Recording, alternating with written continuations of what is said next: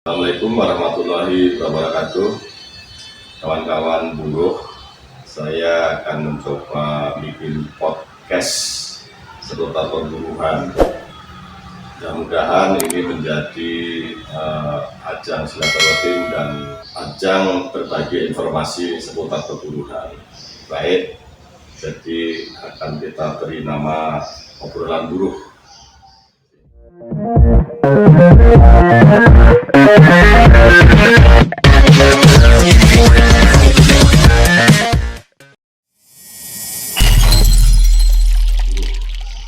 Sehingga diharapkan kaum buruh dimanapun berada bisa mengikutinya, sehingga bisa berbagai informasi yang paling penting.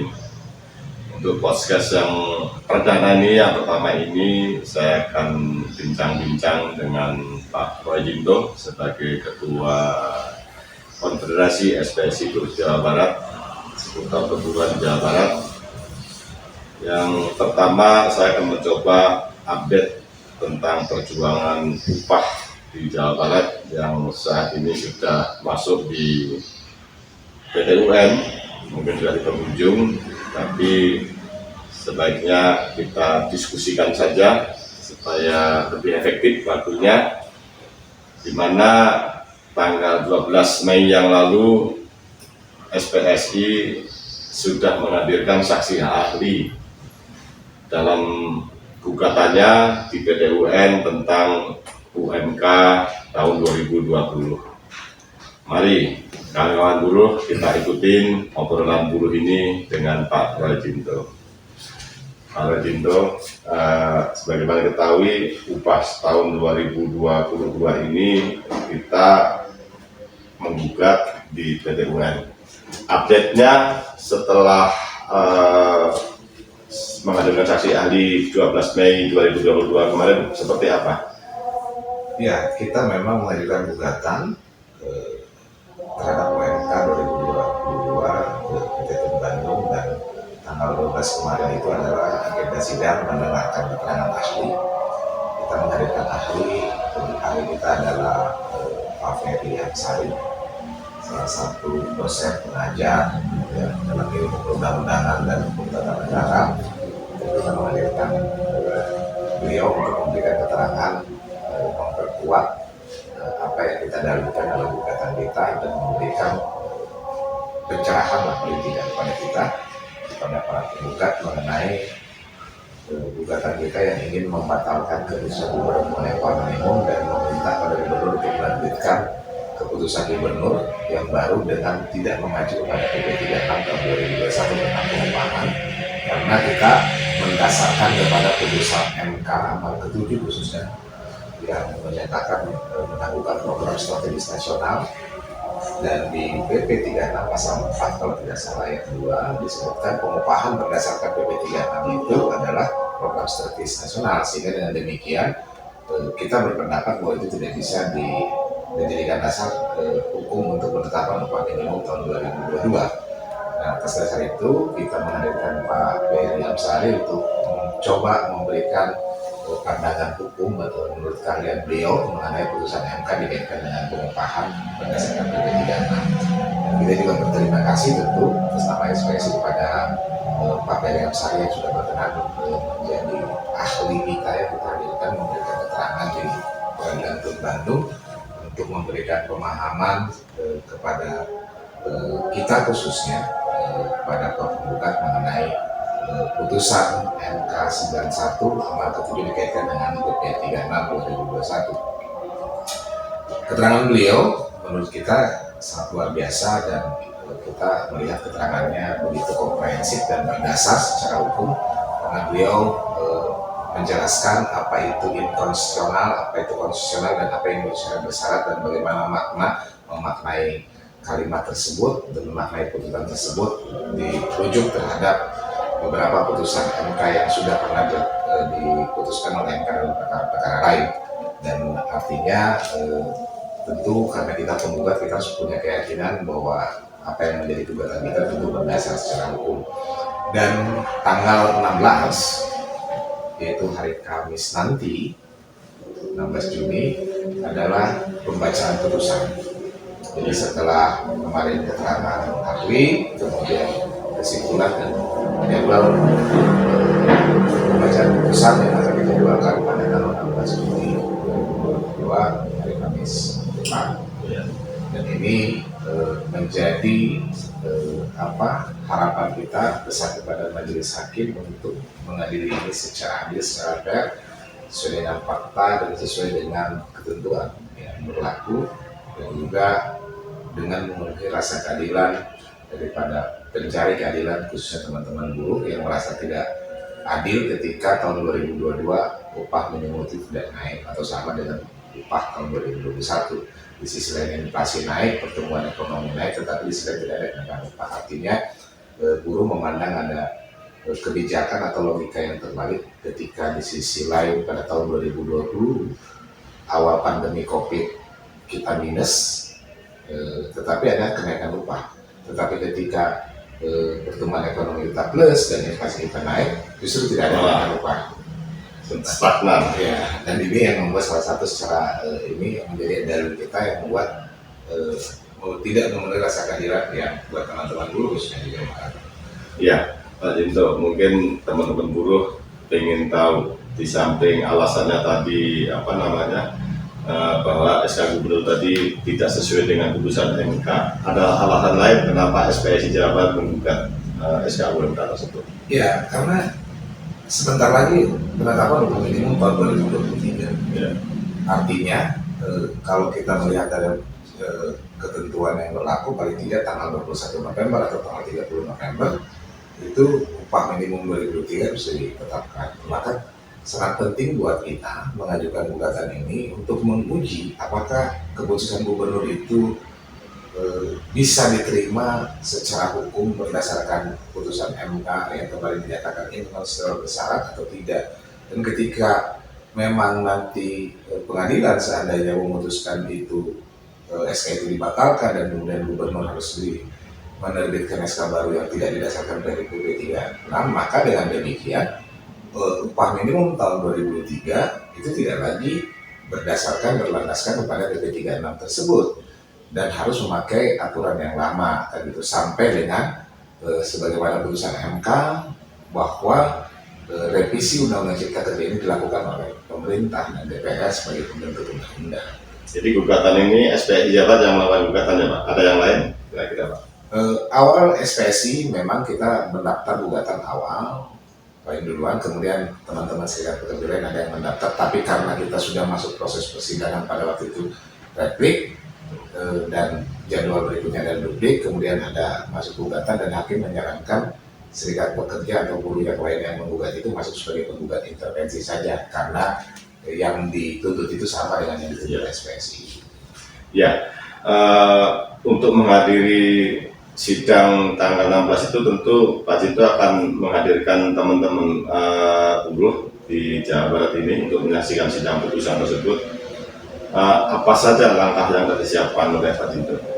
Ya tentu kita dari SPSI akan mengawal sidang pembacaan putusan tersebut karena secara materi yang kita sampaikan, kita dalilkan bahwa kita ini mewakili daripada teman-teman buruh anggota kita. Yang akan berdampak ini adalah buruh. Mau kita menang, mau kita kalah, itu yang berdampak adalah buruh. Oleh karena itu mereka harus wajib tahu apa yang menjadi pertimbangan hakim nanti pada tanggal 16 sehingga putusannya begitu. Dan kemudian mereka harus tahu bahwa kita sudah melakukan proses perjuangan, baik secara diplomasi kita negosiasi konsep pada waktu UMK itu belum diputuskan, sampai dengan setelah diputuskan kita pun proses perjuangan kita tetap tidak berhenti melalui proses litigasi, melalui proses-proses pengadilan.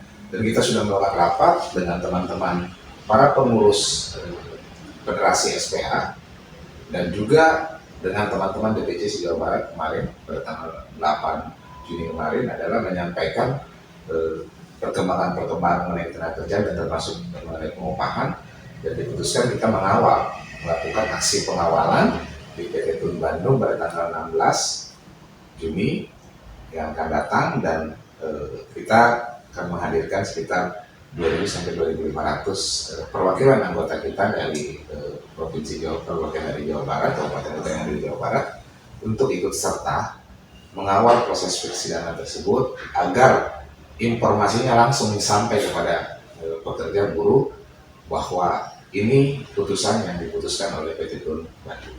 Ya, ini pengalaman Pak Dinto ini kan sudah panjang sekali. Sejak PP 78 disahkan, upah di Jawa Barat ini tentu bukan Jawa Barat saja, nasional juga sebetulnya terdampak.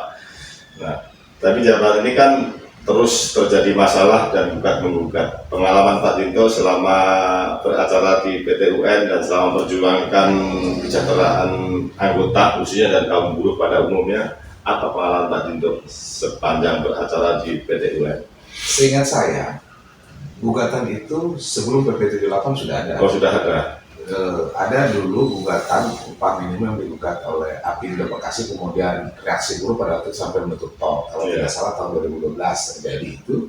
Dan jauh sebelum PP 78 ya. Jadi menggugat di PT Tun itu buat buruh sebenarnya sudah hal yang biasa. Kadang-kadang kita yang menggugat, kadang-kadang Apindo yang menggugat dan kita bela gubernur, dan kadang-kadang kita yang menggugat gubernur dan Apindo yang bela gubernur, kan gitu. Kadang-kadang seperti itu.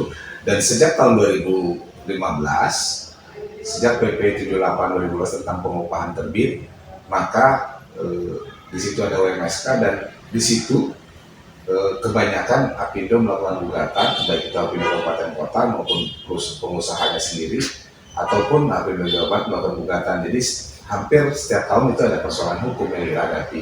Terakhir adalah kemarin kita sampai menghadapi 3 gugatan kan gitu, yaitu UMSK Bekasi, kemudian UMSK Kerawang, dan UMK yang digugat. SE. Nah itu 2019 diterbitkan bukan SK tetapi SE, kemudian begitu SK berubah kemudian ada huruf D, dan itu panjang perjuangan yang kita lakukan kaitan dengan memperjuangkan pekerja buruh, khususnya anggota kita, dalam kerangka menjalankan tugas fungsi serikat pekerja, khususnya persoalan hak normatif buruh yang paling fundamental dan urat nadi buruh. Urat nadi buruh itu kalau kita dalam bahasa buruh itu urat nadi buruh itu ya upah gitu. Iya, makanya ini saya tanyakan supaya teman-teman yang berserikat, karena buruh itu di Jawa itu nggak kurang dari 22.000, tapi yang berserikat masih jauh. Tentu merasa upah itu otomatis gitu, padahal harus diperjuangkan ya Pak ya gitu. Ya. Tidak otomatis kebaikan perusahaan lah gitu. Artinya perjuangannya panjang nih. Dulu sebelum ada PP 78 ada proses mekanisme survei pasar yang dilakukan oleh Dewan Pengupahan. Artinya perjuangan itu dimulai dari bawah. Dari bawah. Sampai rekomendasi sampai kepada gubernur sebelum ditetapkan, kita mengawal proses, karena upah itu memang harus diperjuangkan. Nggak ada yang namanya konsep upah itu jatuh diberikan dengan sukarela tanpa ada perjuangan dilakukan oleh teman-teman buruh. Dan begitupun ketika di tingkat PUK atau perusahaan, itu kan tetap begitu keluar upah minimum tetap berjuang juga supaya upah minimum dilaksanakan, meminta upah di atas upah minimum. Artinya semua perjuangan ini adalah yang dilakukan oleh teman-teman serikat buruh. Walaupun tadi Pak Nata menyampaikan tidak semua buruh berserikat, ya, tapi kita berjuang untuk yang tidak berserikat juga. Iya, betul.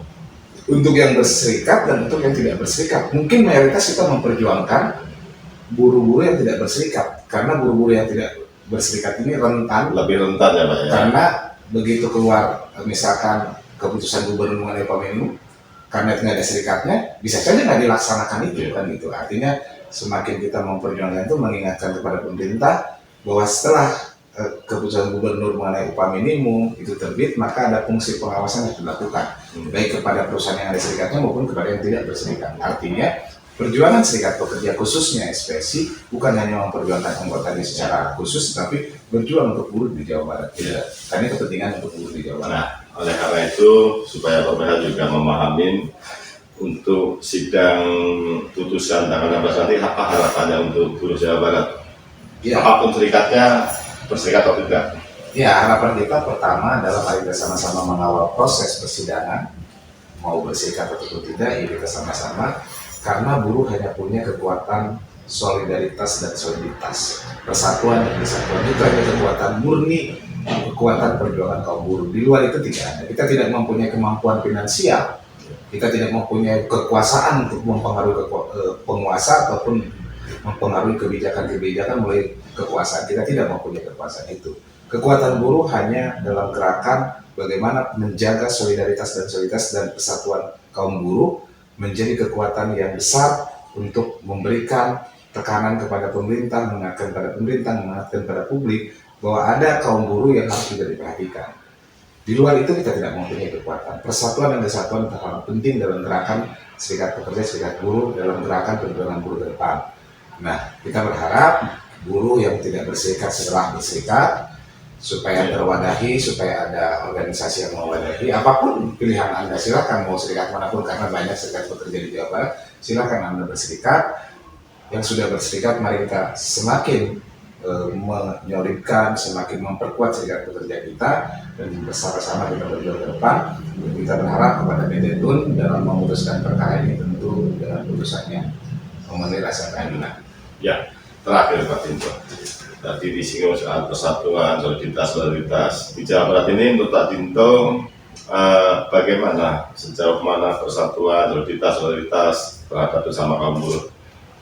Ya, kalau kita melihat dalam sejarah panjang pergerakan serikat pekerja, serikat buruh di Jawa Barat, ya sepanjang tahun kita selalu bersama-sama, apapun serikatnya. Ketika berbicara perjuangan upah, perjuangan hak pekerja buruh lainnya, di Jawa Barat selalu menyatu dalam satu gerakan, satu komando, satu barisan, bersama-sama memperjuangkan kepentingan kaum buruh. Artinya selama ini di Jawa Barat hubungan antara sesama serikat pekerjanya baik, dan dulu kita pernah juga ada bergabung, atau kita yang membentuk dulu yang namanya Aliansi Buruh Jawa Barat, dan kantornya juga Aliansi Buruh di Rodaya. Kemudian sekarang kita bikin gabungan serikat pekerja, serikat buruh. Artinya selama hampir kurang lebih kita bisa dikatakan 10 tahun terakhir ini, ya kita berjuang secara bersama-sama, sehingga paling tidak teman-teman buruh bisa menikmati ada kenaikan upah, hasil daripada perjuangan persatuan daripada serikat pekerja, serikat buruh di Jawa Barat. Kalau kita melihat contoh tahun 2020 ke UMK 2021, Jawa Barat naik hanya 4 atau 5 kabupaten kota, saya lupa lagi, yang tidak naik pada waktu itu, walaupun ada surat edaran dari menteri, dari gubernur, dan kemudian dan lain-lain. Kalau kita bandingkan dengan provinsi-provinsi lain, ada yang nggak naik sama sekali. Iya, Jawa tetap naik dan tetap jadi juara liga. Iya. Dan ini bukan karena pintar jagonya pemimpin, tetapi karena solidnya kaum buruh dalam melakukan perjuangan haknya.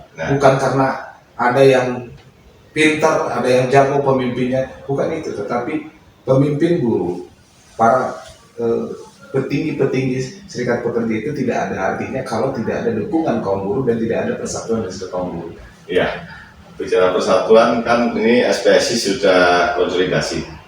Apakah juga akan mengkonsolidasikan dengan SP-SP yang lain di Jawa Barat untuk tanggal 16 tersebut Pak Tinto? Tentu, ini terakhir aja. Tanggal besok hari Jumat kita akan rapat dengan gabungan serikat pekerja, serikat buruh di Jawa Barat untuk menyatukan persepsi dan menyatukan langkah perjuangan dalam menyongsong tanggal 16 Juni dan menyongsong perjuangan lainnya, itu penolakan Undang-Undang 12 2011, revisi 12, penolakan Undang-Undang Cipta Kerja, penolakan revisi Undang-Undang 1 2000, dan isu-isu perburuan lainnya. Jadi ada tingkat lokalnya adalah mengenai perjuangan upah, dan tingkat nasionalnya adalah tentang undang-undang. Dan besok hari Jumat kita ada rapat gabungan dengan serikat pekerja, serikat buruh di Jawa Barat. Baik, Pak Tinto, terima kasih atas obrolan buruhnya. Demikian kawan-kawan buruh dimanapun berada, obrolan update terkini tentang proses gugatan SPSI dan buruh Jawa Barat tentang upah minimum kota kabupaten tahun 2022, karena dipandang tidak sesuai dengan putusan MK, juga tidak merasa keadilan, juga ini menjelang perjuangan upah tahun 2023. Diharapkan seluruh kaum buruh Jawa Barat tetap solid, tetap solider, kita berjuang bersama-sama. Demikian yang bisa saya sampaikan pada podcast perdana ini tentang obrolan buruh. Jangan lupa subscribe, kasih komen, like, dan share kepada teman-teman buruh dimanapun berada. Demikian, terima kasih. Wassalamualaikum warahmatullahi wabarakatuh. Waalaikumsalam warahmatullahi wabarakatuh. Terima kasih.